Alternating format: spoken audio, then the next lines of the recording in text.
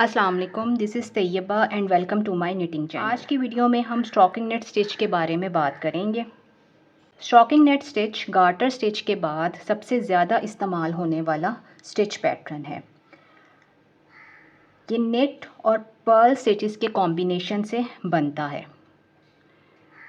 सबसे पहले तो हम ये देख लेते हैं कि ये बनता कैसे है। ये देखें, ये मैंने कोई छोटा सा स्वैच बनाना शुरू किया है। इसमें हम ये पहली रो जोन सी है उसको सारा नेट करेंगे।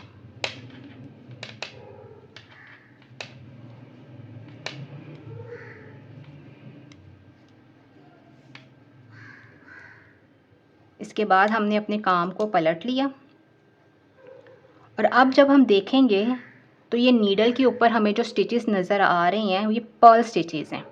वो हमें कैसे पता चलता है? वो इन बम्प्स से हमें पता चलता है कि ये जो स्टिच है इसको हमने पर्ल करना है। तो ये हम जो रो है इस सारे को हम पर्ल करेंगे।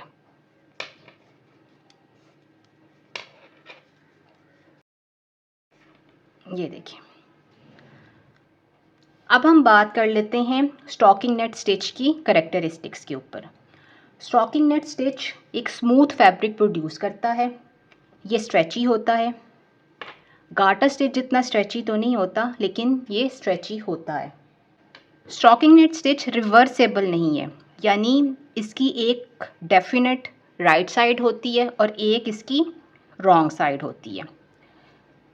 जो ये वीज़ बनते हैं, ये जो वीज़ बन रही हैं, ये इसकी राइट साइड है और इसको हम कहते हैं स्टॉकिंग नेट स्टिच। और ये जौन सी साइड है जिसके ऊपर ये आपको बम्प्स नज़र आ रहे हैं, ये स्माइलीज़, हम इसको कहते हैं स्माइलीज़ और इसको कहते हैं फ्रॉन्स। ये जो नीचे की तरफ बन रही है इसको हम कहते हैं स्माइली और ये जो बनते हैं बम्प्स इनको हम कहते हैं फ्रॉन्स। तो ये जौन सी होती है ये इसकी रॉन्ग साइड है। रॉन्ग साइड को हम रिवर्स स्टॉकिंग नेट स्टिच भी कहते हैं और ये आपके गारमेंट की उल्टी साइड होती है, अनलेस कि आप कोई ऐसा डिज़ाइन बना रहे हैं जिसमें आपको रिवर्स स्टॉकिंग नेट स्टिच एक डिज़ाइन एलिमेंट के तौर पे चाहिए, तो फिर ये आपके फैब्रिक की राइट साइड भी हो सकती है। स्टॉकिंग नेट स्टिच के लिए हम एब्रीविएशन ST इस्तेमाल करते हैं। ST for stockinette and ST for stitch. अब एक इसकी जो ऐसी करेक्टरिस्टिक्स है जिसकी वजह से बिगिनर्स अक्सर परेशान हो जाते हैं, वो है इसकी कर्लिंग प्रॉपर्टी।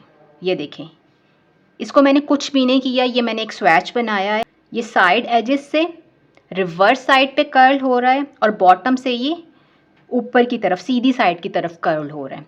ये इसकी प्रॉपर्टी है, ये इसने होना ही होना है। इसकी वजह क्या है? इसकी वजह ये है कि हम जब नेट स्टिच करते हैं तो उसकी टेंशन हमारे पास और होती है और जब हम पर्ल स्टिच करते हैं तो उसकी टेंशन हमारे पास और आती है।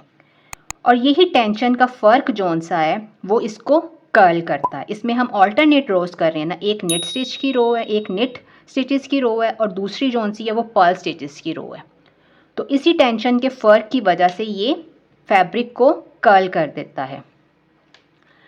इस कर्लिंग प्रॉपर्टी को हम डिज़ाइन एलिमेंट के तौर पे इस्तेमाल कर सकते हैं। जैसे आपने कोई हैट बनानी है, उसको आप डायरेक्ट स्टॉकिंग नेट स्टिच से शुरू कर लें और उसका जो ब्रिम होगा उसको आप ये रोल अप ब्रिम जोन सा वो डिज़ाइन एलिमेंट के तौर पे इस्तेमाल हो जाए। तो ये डिज़ाइन एलिमेंट के तौर पे इस्तेमाल किया जा सकता है। और अगर आप इस कर्लिंग को अवॉइड करना चाहते हैं तो उसका सबसे आसान तरीका ये है कि आप अपने गारमेंट को, अपने फैब्रिक को बॉर्डर के साथ स्टार्ट करें। गार्टर स्टिच का बॉर्डर कर लें, रिबिंग का बॉर्डर कर लें, मूव स्टिच का बॉर्डर कर लें, सीड स्टिच का बॉर्डर कर लें, कोई भी बॉर्डर आप ऐड कर लें। उसकी साइड के ऊपर भी, साइड एज के ऊपर भी और उसके स्टार्ट के ऊपर भी और एंड के ऊपर भी। और अगर आपके साइड एजेस जौन से हैं वो आपने सीने हैं तो फिर आपको साइड के ऊपर बॉर्डर ऐड करने की ज़रूरत नहीं है। जितना भी नेटवेयर कमर्शियली प्रोड्यूस होता है उसमें स्टॉकिंग नेट स्टिच ही इस्तेमाल किया जाता है। इसके अलावा स्टॉकिंग नेट स्टिच हर तरह के कलर वर्क की जो बेस है वो स्टॉकिंग नेट स्टिच ही है। चाहे आपने सिंपल स्ट्रिप्स बनानी हो, चाहे आपने सिंपल ज्योमेट्रिक कलर वर्क करना हो, या आपने कॉम्प्लेक्स कलर वर्क करना हो, उसमें जो आपकी बेस है वो स्टॉकिंग नेट स्टिच ही होता है। इसके अलावा आप अगर किसी गारमेंट के ऊपर, किसी फैब्रिक के ऊपर एप्लीक करना चाहते हैं, या पैच वर्क करना चाहते हैं, या एम्ब्रॉयडरी करना चाहते हैं, या डुप्लीकेट स्टिच करना चाहते हैं, तो इन सब के लिए जो स्टॉकिंग नेट स्टिच है वो बेस प्रोवाइड करता है। इन सब चीज़ों की जो बेस होगी वो हम स्टॉकिंग नेट स्टिच में ही बनाएंगे। और जो सबसे अहम बात है जो बिगिनर निटर्स को समझने की ज़रूरत है कि अगर आप कंस्ट्रक्शन सीख रहे हैं, यानी आप कोई वेस्ट बनाना सीख रहे हैं, तो उसके अंदर ज़रूरी है कि आप अपना जो पहला प्रोजेक्ट है वो आप स्टॉकिंग नेट स्टिच में बनाएं, ताकि आपका जो सारा फोकस है वो फैब्रिक की कंस्ट्रक्शन समझने पे लगे। इससे आपको कंस्ट्रक्शन समझने में मदद मिलेगी और आप अपना नेक्स्ट प्रोजेक्ट किसी भी डिज़ाइन एलिमेंट के साथ डिज़ाइन कर सकेंगे।